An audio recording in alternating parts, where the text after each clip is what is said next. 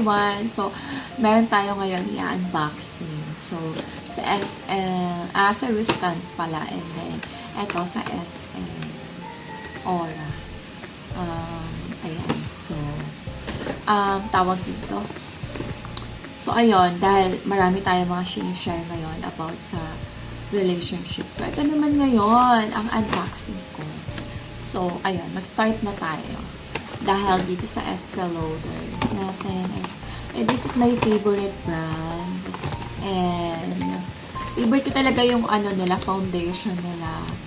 And double wear. So, I have oily skin kasi. So, ayun, ito yung favorite ko nila. And this is 3,050.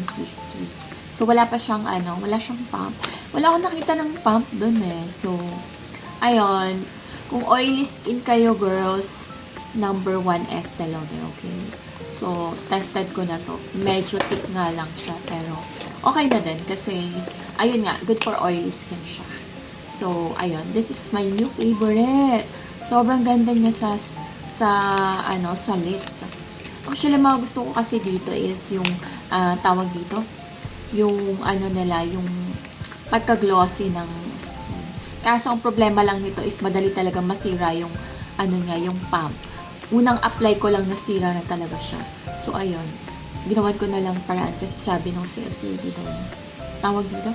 Ayun nga, lagyan na lang ng kasi, no return na sila eh. So, ayun.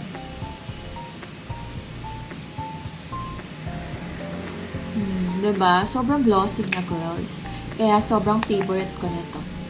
Shade nila is Rose Water.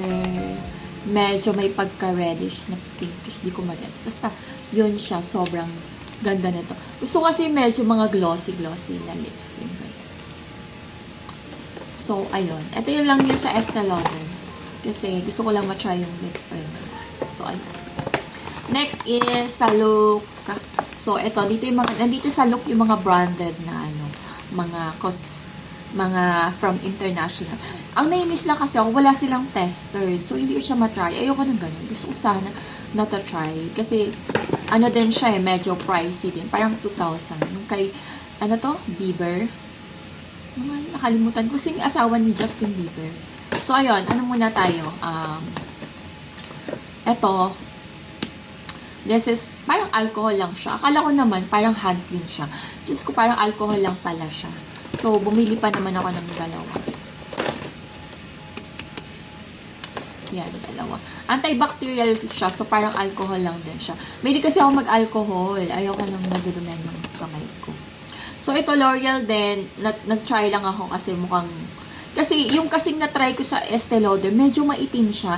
And then, parang pag tinatry ko siya, nag-iiba yung color niya. Kasi acidic ako eh. So, sabi ko, tinry ko si L'Oreal. Maganda naman siya, actually. So, this is infallible full wear. So, sobrang kapal na. Yung Maybelline kasi, sobrang parang wala lang. Para lang siyang ewan. Hindi siya pang concealer. And then, this is NARS. Sobrang ganda ng NARS. So, this is lip gloss din. Actually, mas gusto ko to kaysa dun sa Estee Lauder. This is Orgasm. Pag sinabi talagang Orgasm, maganda talaga siya. Ayun. So, mas matibay yung niya. 1:1 ba yun?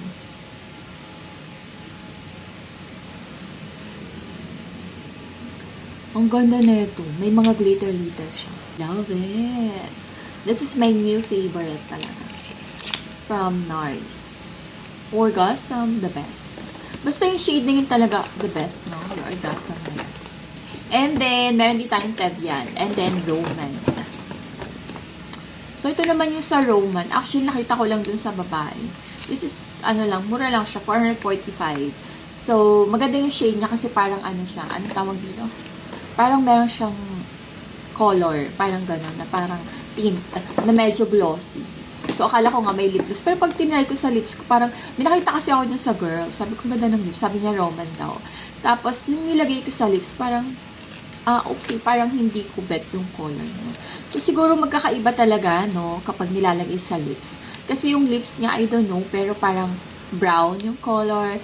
So, kaya ako kasi ang lips ko kasi medyo parang light lang. So, may Tevian din. So, ano din, meron din akong Tevian na kuha. So, this is Lip Affair, Lip Pin. Nourish Hydrating Light Pin. So, parang ano rin siya, Estee Lauder and NARS na merong tint.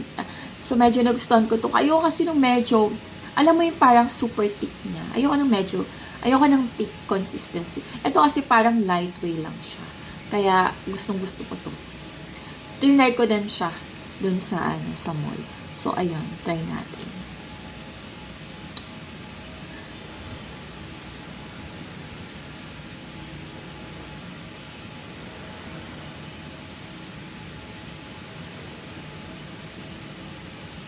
Mas merong may ano siya, may tint ito. And then, I don't know if it's long wear kasi hindi ko pa siya na-try. Pero shade niya kasi parang shade ni Estee Lauder.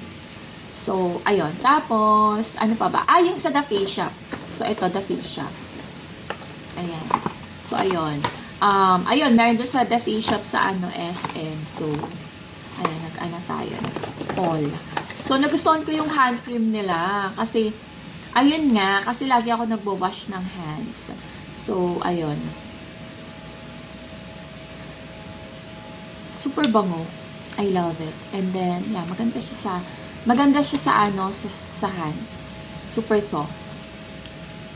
Kaya, masyado akong, alam mo yung na-obsess ako. Sabi ko, wala, ganda. Super bango. And then, siya, ang ganda sa hand. So, ayun, meron din silang lip scrub. Kasi sabi ko, parang ang pangit ng, hindi naman pangit, nagja-dry siya, nagcha-chop siya. So, sabi ko, hindi naman siya naalis ng oil. So, kaya bumili na ako ng lip scrub nila. So, ayun. Dalawa na. Kasi, bira kasi ako pumunta na sa kasi may isa. So, dalawa yun eh. So, price nga, I don't know, but I forgot.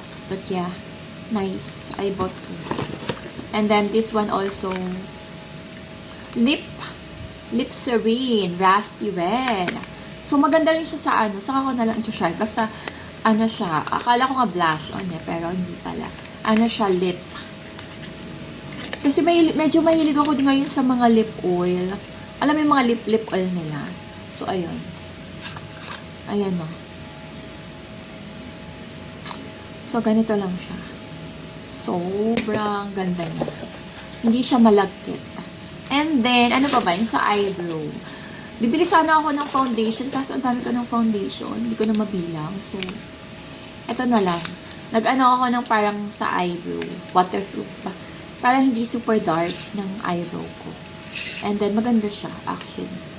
How much? Parang, parang nasa to 500 pa. I'm not sure, 600. I forgot. Basta, maganda siya. Ito, nakalimutan ko yung presyo. Basta, siya, maganda siya. Yan. So, tingnan nyo na lang, girls. So, yun lang yung haul ko ngayon. And then, next time ulit. So, ayan, girls. So, mas maganda talaga kapag medyo glossy yung lips. Talagang parang nakaka-fresh. Kaya yun. More on kayo glossy, girls. Kasi, alam mo parang polish. Ayun, parang alam mo parang super, parang expensive ng mga pag may glossy yung lips nyo. So, ayun lang, girl. So, next time ulit yung haul. So, thank you for watching. Bye!